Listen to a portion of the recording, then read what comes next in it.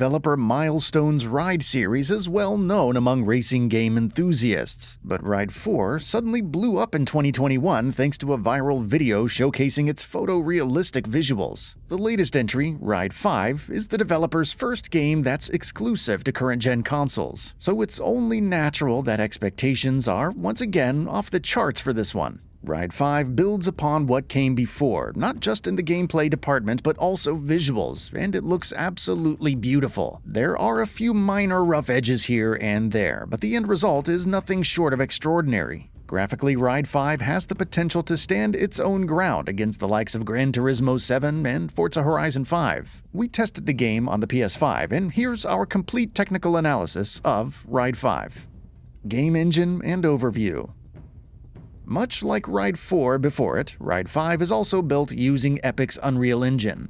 Epic's tech is a popular choice for AA developers, but does Ride 5 utilize the full potential of current-gen consoles? Well, the answer is a bit complicated. When you boot up Ride 5, you might not notice any radical changes when compared to Ride 4, as the developer seems to have adopted a more iterative approach, primarily because both games largely feature the same underlying tech. Everything from the lighting to the reflections and shadows has seen marginal improvements. Weather effects look to be more intense than before, and reflections seem to be using ray tracing, which would be a first for the series on consoles. We'll discuss those details in further sections.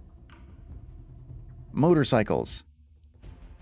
Motorcycles are obviously the star of the show here. The developer's love for these machines shines through in the careful rendition of over 200 sports bikes from a slew of popular manufacturers across the globe. Every vehicle has been recreated with astonishing attention to detail, and there's a ton of geometric complexity within these models. Bike surfaces are adequately shiny and reflect light in a realistic fashion. We also get to see generous use of different physically based materials for different parts of the bike's body, and each material reacts differently to light. The engine does a great job of rendering different materials, such as the leather seats and frames, which are made of carbon fiber. Thanks to a complete adherence to physical-based lighting, Ride 5's bikes are visual stunners. Tracks and environments.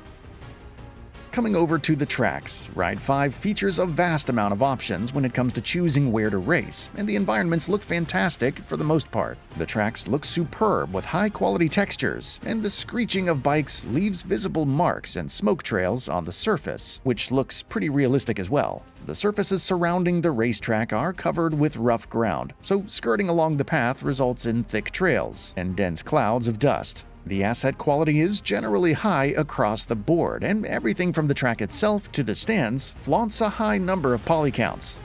Of course, some elements don't get the same treatment, including but not limited to certain types of foliage and NPCs, among others. These elements tend to stand out against the otherwise fantastic-looking environments, which can break the immersion. In a similar vein, we also noticed some detail swapping, especially during daytime sequences, which can also be off-putting for some players. But it's also important to note that the developer has stated that some assets are yet to be fully polished out in this review build that we tested, so these issues might get resolved with a patch. Weather effects. Ride 5 features a dynamic weather system, and it makes for some interesting race scenarios. For instance, you might start a race on a sunny afternoon, but the weather suddenly changes to overcast at some point during the race. And since Ride 5 is a physics-based racer, track conditions also affect gameplay variables like handling and stability, which adds a new level of challenge to the races.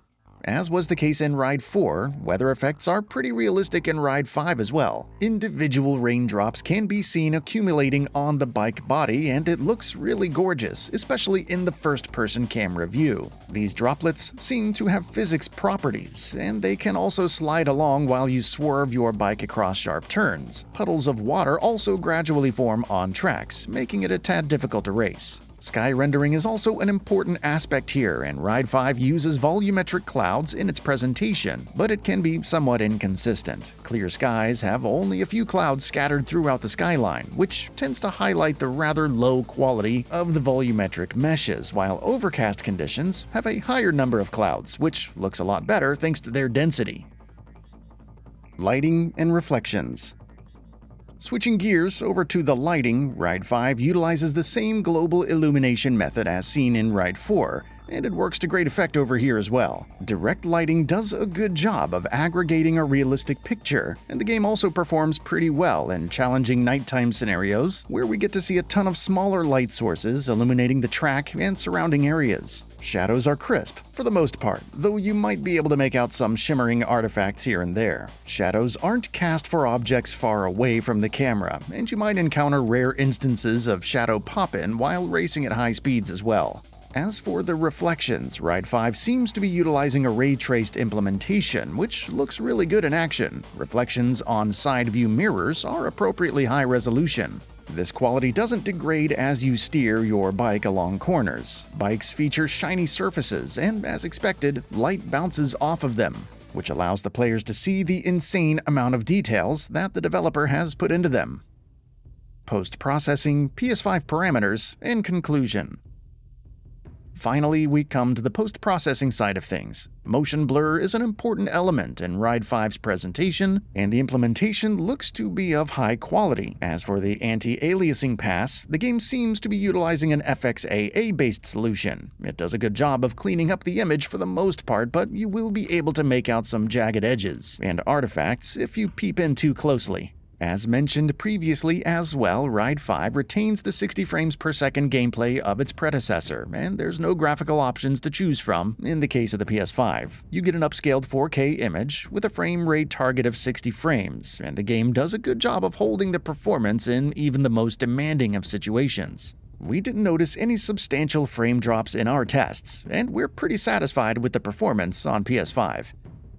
Ride 5 is an iterative upgrade over Ride 4, but that shouldn't be seen as a criticism of Milestone's latest project. Ride 5 boasts some fantastic visuals without compromising on its 60 frames per second gameplay, and while it isn't a flawless experience, it is definitely a worthy successor to what came before, and is one of the best-looking racers on the market.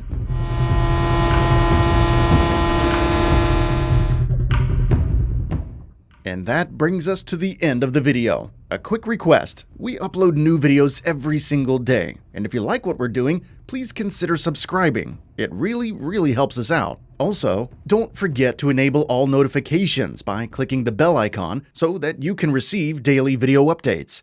Thanks for watching.